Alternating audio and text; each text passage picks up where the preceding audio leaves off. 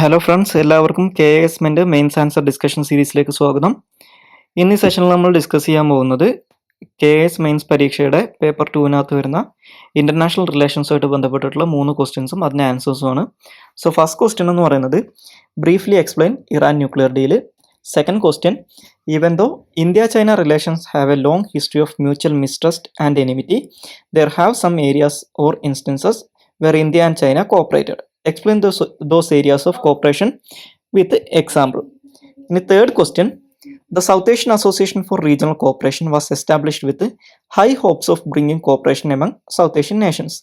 To what extent the organization have been successful in achieving its objectives? Discuss. So ഇനി first ക്വസ്റ്റ്യൻ്റെ answer നോക്കാം. So 2 മാർക്കിനുള്ള ചോദ്യമാണ്. Briefly explain Iran nuclear deal. അതായത് Iran nuclear deal എന്താണെന്ന് ബ്രീഫായിട്ട് explain ചെയ്യാം. So അപ്പോൾ അതിൻ്റെ answer എന്ന് പറയുന്നത്, ഒന്ന്, ഇറാൻ ന്യൂക്ലിയർ ഡീലിൻ്റെ ഒഫീഷ്യൽ നെയിം എന്ന് പറയുന്നത് JCPOA എന്നാണ്. അതായത് joint comprehensive plan of action. അതെന്ന് പറയുന്നത് ഇറാനും അതേപോലെ തന്നെ വേൾഡ് പവേഴ്സും കൂടി 2015 സൈൻ ചെയ്തിട്ടുള്ള ഒരു മൾട്ടിലാറ്ററൽ എഗ്രിമെൻ്റ് ആണ്. അതിൻ്റെ ഒബ്ജക്റ്റീവ് എന്ന് പറയുന്നത് ഇറാൻ്റെ ന്യൂക്ലിയർ പ്രോഗ്രാം കേബി അല്ലെങ്കിൽ ഇറാൻ്റെ ന്യൂക്ലിയർ പ്രോഗ്രാം റെസ്ട്രിക്റ്റ് ചെയ്യുക എന്നുള്ളതായിരുന്നു അതിൻ്റെ ഒബ്ജക്റ്റീവ്. അതിലൂടെ എന്ത് ചെയ്യും, UN വെസ്റ്റേൺ നേഷൻസും ഇറാൻ അഗെയിൻസ്റ്റ് ആയിട്ട് ഡിക്ലെയർ ചെയ്തിട്ടുള്ള സാങ്ഷൻസ് വിഡ്രോ ചെയ്യും. ഓക്കെ, സോ അപ്പോൾ ഇതാണ് അതിൻ്റെ ആൻസർ ആയിട്ട് എഴുതാൻ പറ്റുന്നത്. ഇനി second question, even though India-China relations have a long history of mutual mistrust and enmity, there have some areas or instances where India and China cooperated. Explain those areas of cooperation with example. So അതായത് India-China റിലേഷൻസിനകത്ത് എല്ലാ കാലത്തും mutual മിസ്ട്രസ്റ്റും അതേപോലെ തന്നെ പരസ്പര ശത്രുതയൊക്കെ ഉണ്ടായിരുന്നെങ്കിലും ചില സമയത്തൊക്കെ നമ്മൾ പരസ്പരം സഹകരിച്ചതിനുള്ള എക്സാമ്പിൾസ് ഉണ്ട്. സോ അപ്പോൾ അത് എന്തൊക്കെയാണെന്ന് എഴുതാനാണ് രണ്ടാമത്തെ ചോദ്യം. സോ അപ്പോൾ അതിനകത്ത് പറയാൻ പറ്റുന്ന എക്സാമ്പിൾസ് എന്ന് പറയുന്നത്, ഒന്ന് ബ്രിക്സിൻ്റെ കേസാണ്. അതായത് ബ്രിക്സിനകത്ത് എമേർജിങ് നേഷൻസിൻ്റെ അല്ലെങ്കിൽ എമേർജിങ് എക്കണോമിക്സിൻ്റെ ഒരു കൂട്ടായ്മയായിട്ടുള്ള ബ്രിക്സിനകത്ത് ഇന്ത്യയും ചൈനയും മെമ്പേഴ്സാണ്, ഫൗണ്ടിങ് മെമ്പേഴ്സാണ്. അതേപോലെ തന്നെ അതിൻ്റെ പ്രധാനപ്പെട്ട ഒരു ഫിനാൻഷ്യൽ വിങ് ആയിട്ടുള്ള ന്യൂ ഡെവലപ്മെൻറ്റ് ബാങ്കിൻ്റെ ഫൗണ്ടിങ് മെമ്പേഴ്സാണ് ഇന്ത്യയും ചൈനയും. അതേപോലെ തന്നെ ചൈന എസ്റ്റാബ്ലിഷ് ചെയ്തിട്ടുള്ള ഏഷ്യൻ ഇൻഫ്രാസ്ട്രക്ചർ ഇൻവെസ്റ്റ്മെൻറ്റ് ബാങ്ക് എന്ന് പറയുന്ന ഇൻഫ്രാസ്ട്രക്ചർ ഡെവലപ്മെൻറ്റ് ബാങ്കിൻ്റെ ഫൗണ്ടിങ് മെമ്പേഴ്സിലൊരാളാണ് ഇന്ത്യ എന്ന് പറയുന്നത്. അതേപോലെ തന്നെ ചൈനയൊക്കെ ഫൗണ്ടിങ് മെമ്പർ ആയിട്ടുള്ള ഷാങ്ഹായ് കോപ്പറേഷൻ ഓർഗനൈസേഷൻ അല്ലെങ്കിൽ SCO എന്ന് പറയുന്ന സംഘടനയുടെ ഒരു സെക്യൂരിറ്റി അലയൻസ് എന്നോ നമുക്ക് എക്കണോമിക് അലയൻസ് എന്നൊക്കെ പറയാൻ പറ്റുന്ന ഷാങ്ഹായ് കോപ്പറേഷൻ ഓർഗനൈസേഷനകത്തുള്ള ഒരു പുതിയ മെമ്പറാണ് ഇന്ത്യ എന്ന് പറയുന്നത്. 2017 ഇന്ത്യ അതിനകത്ത് മെമ്പർ ആകുന്നത്. ഇന്ത്യയുടെ മെമ്പർഷിപ്പിനെ അന്ന് സപ്പോർട്ട് ചെയ്തിട്ടുള്ള രാജ്യങ്ങളൊന്നായിരുന്നു ചൈന എന്ന് പറയുന്നത്. പിന്നെ പറയുന്നത് WTOയുടെ അതായത് വേൾഡ് ട്രേഡ് ഓർഗനൈസേഷൻ്റെ നെഗോസിയേഷൻസിനകത്ത്, എസ്പെഷ്യലി ദോഹ ആൻഡ് ബാലിറോൺ നെഗോസിയേഷൻസ്, ഇതിനകത്ത് ഇന്ത്യക്കും ചൈനക്കും സിമിലർ സ്റ്റാൻസസ് ആയിരുന്നു ഉണ്ടായിരുന്നത്. അതായത് ബേസിക്കലി ഡെവലപ്പിംഗ് നേഷൻസിൻ്റെ വോയിസ് എന്നുള്ള രീതിയിൽ ഇന്ത്യയും ചൈനയും ഒരുമിച്ച് നിന്നിട്ടുണ്ട്. എസ്പെഷ്യലി ട്രിപ്സിൻ്റെ ഇംപ്ലിമെൻറ്റേഷനൊക്കെ ആയിട്ട് ബന്ധപ്പെട്ട്, അതേപോലെ തന്നെ ഈ ഫുഡ് ഗ്രെയിൻസിൻ്റെ ബഫർ സ്റ്റോക്ക് മെയിൻറ്റെയിൻ ചെയ്യുക, അതേപോലെ തന്നെ അഗ്രികൾച്ചറൽ സെക്ടറിലുള്ള സബ്സിഡീസ്, ഇങ്ങനെയുള്ള കാര്യങ്ങളൊക്കെ ഇന്ത്യയും ചൈനയും കോമൺ ആയിട്ടുള്ള കാര്യങ്ങളായിരുന്നു തീരുമാനിച്ചിട്ടുണ്ടായിരുന്നു. നമ്മൾ അതിനകത്ത് ഒരുമിച്ച് നിന്നിട്ടുണ്ടായിരുന്നു.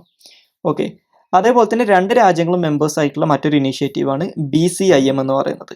ഓക്കെ, അല്ലെങ്കിൽ ബംഗ്ലാദേശ് ചൈന ഇന്ത്യ മ്യാൻമാർ എന്ന് പറയുന്നത് ഒരു ഇൻഫ്രാസ്ട്രക്ചർ ഡെവലപ്മെൻറ്റും അതേപോലെ തന്നെ എക്കണോമിക് കോപ്പറേഷൻ്റെ ഒക്കെ ഒരു സംഘടനയെന്നോ അല്ലെങ്കിൽ ഒരു ഫോറം എന്നൊക്കെ പറയാവുന്ന ഒന്നാണ് BCIM എന്ന് പറയുന്നത്. അപ്പോൾ അതിനകത്ത് നമ്മൾ മ്യൂച്വൽ ഇൻട്രസ്റ്റുകൾ ഷെയർ ചെയ്യുന്നുണ്ട്. ഓക്കെ, അതേപോലെ തന്നെ UN ലെഡ് എൻവയോൺമെൻറ്റൽ സമ്മിറ്റുകളിൽ, എസ്പെഷ്യലി UNFCC അതായത് United Nations framework convention on climate change, ഇപ്പോൾ നമ്മൾ പാരീസ് ക്ലൈമറ്റ് സമ്മിറ്റ് പോലുള്ള കാര്യങ്ങളൊക്കെ കേൾക്കുന്ന UNFCCയുടെ നെഗോസിയേഷൻസിനകത്തും ഇന്ത്യയും ചൈനയും എന്താണ് ഡെവലപ്പിംഗ് നേഷൻസിൻ്റെ ഒരു വോയിസ് ആയിട്ട് മാറാറുണ്ട്. കാരണം പലപ്പോഴും ഇതിനകത്ത് ഈ കാർബൺ എമിഷനും അതേപോലെ തന്നെ കാർബൺ ഫുട് പ്രിൻ്റൊക്കെ റെഡ്യൂസ് ചെയ്യാൻ പറയുന്ന സമയത്ത് ലെസ് ഇൻഡസ്ട്രിയലൈസ്ഡ് ആയിരുന്ന അല്ലെങ്കിൽ ഇൻഡസ്ട്രിയലൈസേഷൻ നടന്നുകൊണ്ടിരിക്കുന്ന ഇന്ത്യയും ചൈനയും പോലുള്ള രാജ്യങ്ങൾക്ക് ഈ സാധനങ്ങൾ പെട്ടെന്ന് വെട്ടിക്കുറക്കാൻ പറ്റില്ല. സോ അപ്പോൾ അത് കാരണം ഡെവലപ്പിംഗ് നേഷൻസിൻ്റെ ഒരു വോയിസ് ആയിട്ട് മാറാറുള്ളത് ഇന്ത്യയും ചൈനയാണ്. ഓക്കെ, അതേപോലെ തന്നെ വേൾഡ് ബാങ്ക് IMF, അതായത് ലോകത്തിലെ ഏറ്റവും വലിയ 2 ഫിനാൻഷ്യൽ ഇൻസ്റ്റിറ്റ്യൂഷൻസ് ആയിട്ടുള്ള വേൾഡ് ബാങ്കിലും IMFനകത്തും ഡെമോക്രാറ്റൈസേഷൻ വേണമെന്നുള്ളത്, അല്ലെങ്കിൽ അവരുടെ ഷെയർ ഹോൾഡിങ്ങിനനുസരിച്ച് അല്ല, വൺ നേഷൻ വൺ വോട്ട് എന്നുള്ളൊരു സിസ്റ്റമൊക്കെ ഇൻട്രൊഡ്യൂസ് ചെയ്തിട്ട് എല്ലാ രാജ്യങ്ങൾക്കും ഈക്വൽ പാർട്ടിസിപ്പേഷൻ വേണമെന്നൊക്കെ വാദിക്കുന്ന, അല്ലെങ്കിൽ അതിനകത്തുള്ള ഇപ്പം നിലവിലുള്ള ഷെയർ ഹോൾഡിംഗ് മെത്തേഡിനകത്ത് മാറ്റം വരുത്തണം എന്ന് പറയുന്ന രാജ്യങ്ങൾ പെടുന്ന 2 രാജ്യങ്ങളാണ് ഇന്ത്യയും ചൈനയും. സോ അപ്പോൾ ഇതൊക്കെയാണ് നമുക്ക് പ്രധാനമായിട്ടും നമ്മൾ പരസ്പരം കോപ്പറേറ്റ് ചെയ്യുന്ന ഏരിയാസ് പറയാനുള്ളത്. ഇനി ഇതല്ലാതെ വേറെയും ഒരുപാട് കാര്യങ്ങളുണ്ട്. സോ ഇതൊരു 5 മാർക്കിൻ്റെ ചോദ്യമായത് കാരണം ഇതിനകത്ത് ഇപ്പോൾ ഒരു 6 or 7 പോയിന്റ്സ് മതിയാവും. സോ അപ്പോൾ അതായത് ഈ പോയിന്റ്സും അതേപോലെ റിപ്ലിക്കേറ്റ് ചെയ്യണമെന്നല്ല പറയുന്നത്. ഇതിന് സിമിലർ ആയിട്ടുള്ള മറ്റുള്ള ഏരിയാസ് ഓഫ് കോപ്പറേഷൻ ഉണ്ടെങ്കിൽ അതും പറയാവുന്നതാണ്. ഓക്കെ, ഇനി ലാസ്റ്റ് ക്വസ്റ്റ്യനിലേക്ക് പോയി കഴിഞ്ഞാൽ 10 മാർക്കിനുള്ള ചോദ്യം. The South Asian Association for Regional Cooperation was establish with high hopes of bringing cooperation among South Asian nations. To what extent the organization have been successful in achieving its objectives discuss. അതായത് South Asian നേഷൻസിൻ്റെ ഇടയിലുള്ള cooperations, അതായത് അവർക്ക് ഇടയിലുള്ള സഹകരണം വർദ്ധിപ്പിക്കുക എന്നുള്ള വലിയൊരു ലക്ഷ്യം വെച്ചുകൊണ്ട് വന്നിട്ടുള്ള സംഘടനയായിരുന്നു സാർക്ക് എന്ന് പറയുന്നത്. ഇനി അത് എത്രത്തോളം ഈ കാര്യങ്ങൾ അച്ചീവ് ചെയ്യുന്നതിനകത്ത് സക്സസ്ഫുൾ ആയിട്ടുണ്ടെന്നുള്ളതാണ് ചോദ്യം. ഓക്കെ, സോ അപ്പോൾ ഇന്നൊരു 10 മാർക്കിലുള്ള ചോദ്യം അത് കാരണം നമുക്കൊരു ഇൻട്രൊഡക്ഷൻ വേണം, ബോഡി വേണം, കൺക്ലൂഷൻ വേണം. നമുക്ക് ഇൻട്രൊഡക്ഷൻ ആയിട്ട് എന്ത് പറയാൻ പറ്റും? ഒന്ന്, എന്താണ് സാർക്ക് എന്ന് പറയാൻ പറ്റും. അപ്പോൾ സാർക്ക് 1985 ധാക്കയിൽ വെച്ചിട്ട് 7 സൗത്ത് ഏഷ്യൻ നേഷൻസിനെ ഉൾപ്പെടുത്തിക്കൊണ്ട് എസ്റ്റാബ്ലിഷ് ചെയ്തിട്ടുള്ള ഒരു റീജിയണൽ ഓർഗനൈസേഷനാണ്. ഈ രാജ്യങ്ങൾക്കിടയിൽ പീസ്, ഫ്രീഡം, അതേപോലെ തന്നെ സോഷ്യൽ ജസ്റ്റിസ്, എക്കണോമിക് പ്രോസ്പെരിറ്റി, അതേപോലെ തന്നെ ഗുഡ് നെയ്ബർലി റിലേഷൻസ്, മീനിങ് കോപ്പറേഷൻ, ഇങ്ങനെയുള്ള കാര്യങ്ങളൊക്കെ വളർത്താൻ വേണ്ടിയിട്ട് എസ്റ്റാബ്ലിഷ് ചെയ്തിട്ടുണ്ടായിരുന്ന ഒരു സംഘടനയാണ് സാർക്ക് എന്ന് പറയുന്നത്. സോ അപ്പോൾ ഇത്രയും കാര്യം പറഞ്ഞുകൊണ്ട് നമുക്ക് ഇൻട്രൊഡക്ഷൻ അവസാനിപ്പിക്കാം. ഇനി ബോഡിക്കകത്ത് എന്ത് പറയാം? ഇവരുടെ പ്രധാനപ്പെട്ട, അതായത് ഇത് എത്രത്തോളം സക്സസ്ഫുൾ ആയിരുന്നു എന്ന് ചോദിച്ചത്. സോ അപ്പോൾ അത് കാരണം നമുക്ക് എന്ത് പറയാം? ഇവരുടെ പ്രധാനപ്പെട്ട ചില മേജർ ഇനീഷ്യേറ്റീവ്സ് പറയാൻ പറ്റും ഈ ഒരു പാസ്റ്റ് 35 ഇയേഴ്സിനകത്ത് വന്നിട്ടുള്ള. അതിനകത്ത് ഒരെണ്ണമാണ് South Asian free trade area എന്ന് പറയുന്നത്, അല്ലെങ്കിൽ സാഫ്റ്റ എന്ന് പറയുന്നത്. അതൊരു ഫ്രീ ട്രേഡ് ഏരിയ ക്രിയേറ്റ് ചെയ്യാൻ വേണ്ടിയിട്ട് 2004 കൊണ്ടുവന്നൊരു ഇനീഷ്യേറ്റീവ് ആയിരുന്നു. പക്ഷേ ഇപ്പോഴും അതിൻ്റെ എയിം അച്ചീവ് ചെയ്യുന്നതിനകത്ത് ഇതിപ്പോഴും ലാഗിങ് ആണ്, അല്ലെങ്കിൽ ഇപ്പോഴും അതിൻ്റെ എയിം അച്ചീവ് ചെയ്യുന്ന സ്ഥലത്തേക്ക് എത്തിയിട്ടില്ല. ബിക്കോസ് സാർക്ക് രാജ്യങ്ങൾക്കിടയിലുള്ള മ്യൂച്വൽ ട്രേഡ് എന്ന് പറയുന്നത് ടോട്ടൽ സാർക്ക് GDPയുടെ ലെസ് ദാൻ അല്ലെങ്കിൽ നിയർലി 1% ആണെന്ന് പറയാൻ പറ്റും. ഓക്കെ, സോ അപ്പോൾ വളരെ യൂറോപ്യൻ യൂണിയനായിട്ടോ അല്ലെങ്കിൽ ആസിയാനായിട്ടൊക്കെ കമ്പയർ ചെയ്യുമ്പോൾ ഇത് വളരെ ചെറുതാണെന്ന് പറയാൻ പറ്റും. ഓക്കെ, പിന്നെ ഉണ്ടായിരുന്ന വേറൊരു പ്രധാനപ്പെട്ട ഇനീഷ്യേറ്റീവ് ആയിരുന്നു ഈ people to people contact improve ചെയ്യാൻ വേണ്ടിയിട്ട് ഒരു SAARC visa exemption scheme introduce ചെയ്തിട്ടുണ്ടായിരുന്നു 1992. സോ അപ്പോൾ അത് പറഞ്ഞിട്ടുണ്ടായിരുന്നത് ഫേസ്ഡ് മാനറിൽ ഒരു വിസ ഫ്രീ റെജീം, ഇപ്പോൾ നമ്മൾ യൂറോപ്യൻ യൂണിയനിലൊക്കെ കാണുന്ന ഷെങ്കൻ സോൺ പോലെ ഒരെണ്ണം ക്രിയേറ്റ് ചെയ്യാനുള്ളതായിരുന്നു ഇതിൻ്റെ ലക്ഷ്യം. പക്ഷേ ഇതിപ്പോഴും പ്രധാനപ്പെട്ട ഡിഗ്നിറ്ററീസിന് മാത്രമേ ഈ സ്കീമിൻ്റെ കീഴിൽ വിസ കൊടുക്കുന്നുള്ളൂ. ഏതാണ്ട് 24ഓളം കാറ്റഗറി ഓഫ് ഡിഗ്നിറ്ററീസ് മാത്രമാണ് ഇപ്പോൾ ഇതിനകത്തുള്ളത്, ഇപ്പോൾ ഈ ഒരു 30 വർഷത്തിൻ്റെ അടക്കം. ഓക്കെ, സോ അപ്പോൾ അതും അതിൻ്റെ സക്സസ് റേറ്റ് എന്ന് പറയുന്നത് വളരെ കുറവാണെന്ന് പറയാം. പിന്നെ ഒരെണ്ണമാണ് സാർക്ക് എനർജി എഗ്രിമെൻ്റ് എന്ന് പറയുന്നത്. 2014 നേപ്പാളിൽ വെച്ച് നടന്നിട്ടുള്ള സാർക്ക് സമ്മിറ്റിലാണ് ഈ സാർക്ക് എനർജി എഗ്രിമെൻറ്റ് സൈൻ ചെയ്യുന്നത്. അതായത് സാർക്കിനകത്തുള്ള രാജ്യങ്ങളായിട്ടുള്ള പാകിസ്ഥാൻ, ഇന്ത്യ, ശ്രീലങ്ക, അതേപോലെ ബംഗ്ലാദേശ്, ഈ രാജ്യങ്ങൾക്ക് ഹൈഡ്രോ ഇലക്ട്രിക് പവർ റിച്ച് ആയിട്ടുള്ള നേപ്പാളിൽ നിന്നും ഭൂട്ടാനും ഇലക്ട്രിസിറ്റി ഇമ്പോർട്ട് ചെയ്യാനുള്ള ഒരു സ്കീമായിരുന്നു ഇത്. പക്ഷേ ഇതിപ്പോൾ നടപ്പിലാക്കി തുടങ്ങുന്നേ ഉള്ളൂ. ഓക്കെ, വൺ ഓഫ് ദി, അതായത് നല്ല രീതിയിൽ പോകുന്ന ചില സ്കീമുകളിലൊന്നാണ് ഇതെന്ന് പറയുന്നത്.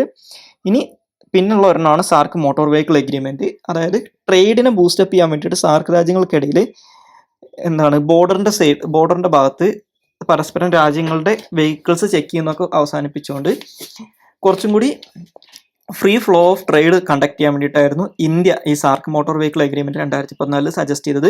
പക്ഷെ അത് പാകിസ്ഥാൻ്റെ റെസിസ്റ്റൻസ് കാരണം ഇത് സാർക്കിൻ്റെ കീഴിൽ നടപ്പിലാക്കാൻ പറ്റിയില്ല. അത് കാരണം ഇത് പിന്നീട് BBIN എന്ന് പറയുന്ന, അല്ലെങ്കിൽ ബംഗ്ലാദേശ്, ഭൂട്ടാൻ, ഇന്ത്യ, നേപ്പാൾ എന്ന് പറയുന്ന വേറൊരു എഗ്രിമെൻ്റ് ആയിട്ട് മാറുകയാണ് ചെയ്തത്. ഓക്കെ, ഇതൊരു പ്രൊപ്പോസ്ഡ് എഗ്രിമെൻ്റ് ആയിരുന്നു, ഓർത്ത് വെക്കുക.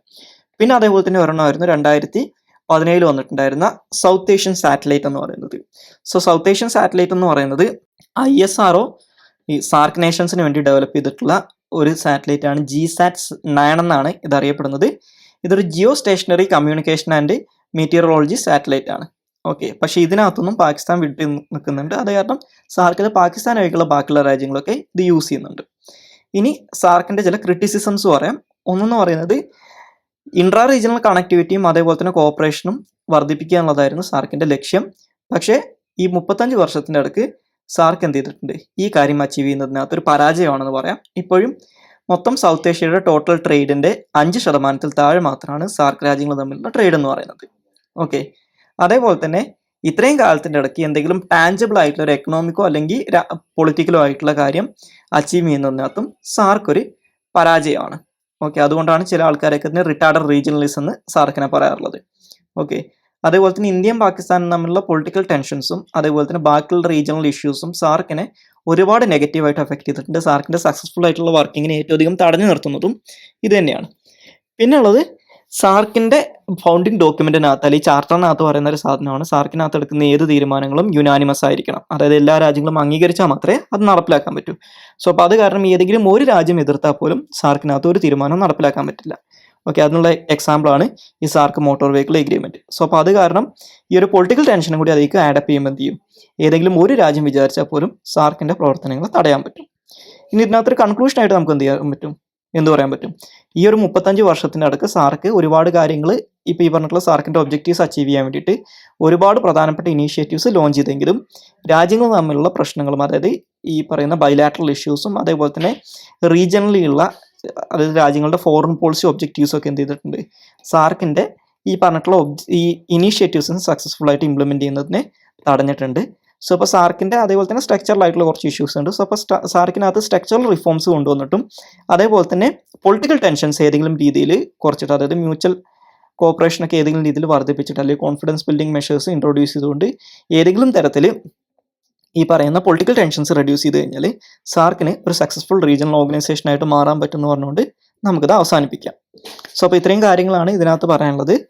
സോ അപ്പോൾ ഇതുമായിട്ട് ബന്ധപ്പെട്ട് എന്തെങ്കിലും ഡൗട്ട്സ് ഉണ്ടെങ്കിൽ അല്ലെങ്കിൽ ഇതുപോലെ മറ്റേതെങ്കിലും ടോപ്പിക്സ് നമ്മൾ കവർ ചെയ്യണമെന്നുണ്ടെങ്കിൽ, അതായത് ഇപ്പോൾ KS-ഉമായിട്ട് ബന്ധപ്പെട്ട് മാത്രമല്ല, അതല്ലാതെ വേറെ ഏതെങ്കിലും ടോപ്പിക്ക് നിങ്ങൾക്ക് ഇതേപോലെ യൂട്യൂബിനകത്ത് വരണമെന്നുണ്ടെങ്കിൽ അത് നിങ്ങൾക്ക് കമൻറ്റ് ബോക്സിൽ രേഖപ്പെടുത്താവുന്നതാണ്. ഈ ക്ലാസ്സിനെ കുറിച്ചുള്ള നിങ്ങളുടെ അഭിപ്രായങ്ങളും നിർദ്ദേശങ്ങളും കമൻറ്റ് ബോക്സിൽ രേഖപ്പെടുത്തുക. ഈ ചാനൽ ഇതുവരെ സബ്സ്ക്രൈബ് ചെയ്തിട്ടില്ലാത്ത ആൾക്കാർ ചാനൽ സബ്സ്ക്രൈബ് ചെയ്യുക, നോട്ടിഫിക്കേഷൻ കിട്ടാൻ വേണ്ടിയിട്ട് ബെല്ലൈക്കണും പ്രസ് ചെയ്യുക. താങ്ക്